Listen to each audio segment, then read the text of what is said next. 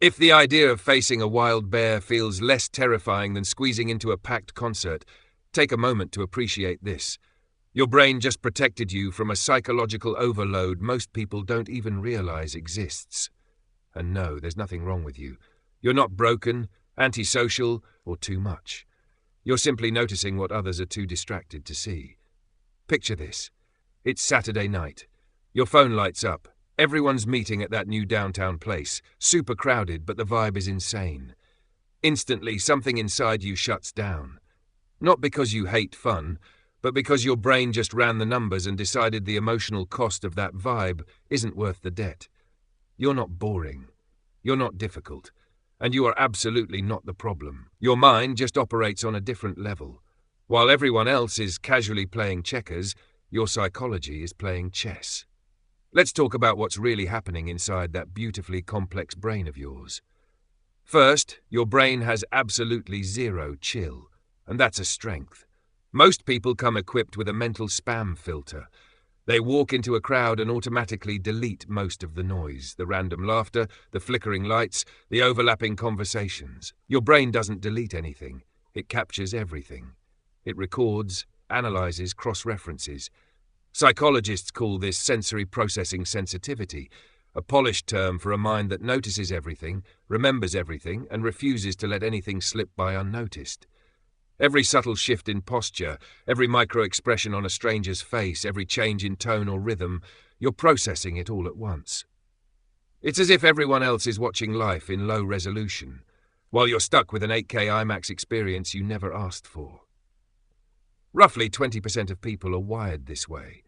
1 in 5 humans walks around with a nervous system permanently set to detect everything or else. And here's where it intensifies. Your brain doesn't just collect information, it archives it. That random interaction from weeks ago that nobody else remembers?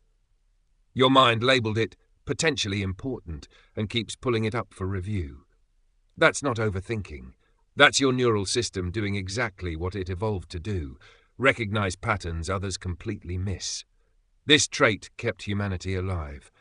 While the loud ones gathered around the fire, your ancestors were the ones who sensed danger before it arrived, noticed the poisonous plant, heard the predator approaching. You're not too much. You're built for survival. Modern society just wasn't designed for people who actually pay attention. Second, you're not antisocial, you're anti-nonsense. You don't hate people, you hate the performance.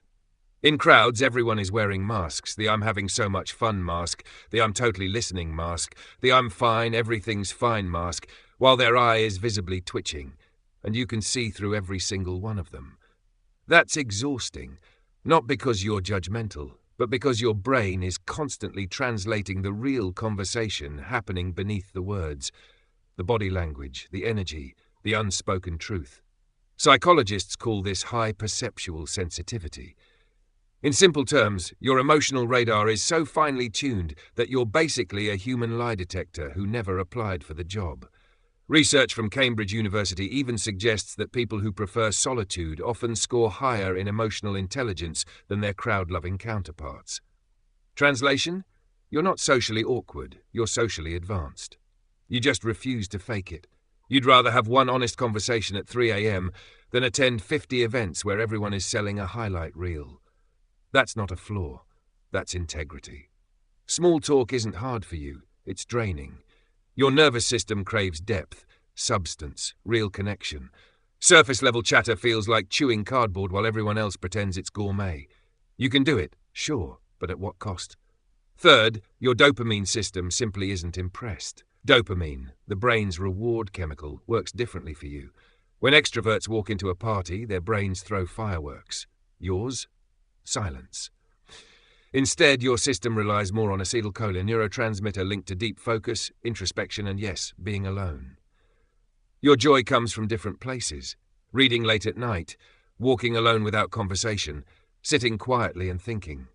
While others need constant stimulation to feel alive, you need inner space to access your full mental capacity.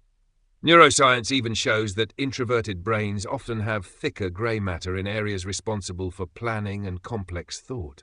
So when you appear to be doing nothing, your brain is actually doing everything. Connecting, creating, synthesizing, You're not wasting time. You're composing symphonies while others listen to background noise. That's not strange. That's evolutionary intelligence. Fourth, you're essentially an emotional Wi-Fi router. You walk into a room and immediately sense when something's off, even when everyone is smiling. That's because your mirror neurons are working overtime. You don't just observe emotions, you absorb them. Spend time in a crowd and you're not only managing your own feelings, but unconsciously downloading everyone else's stress, anxiety, excitement, and chaos. No wonder you need days to recover from a short social event. But this overload comes with a gift, extraordinary emotional intelligence. You read between the lines. You understand subtext. You sense what people need before they say it. Most people struggle to understand their own emotions, yet you're out here understanding everyone's. That's not a weakness. That's a rare ability many couldn't survive carrying. And finally, you're not running away from life. You're running toward yourself. Society loves to equate loudness and busyness with success.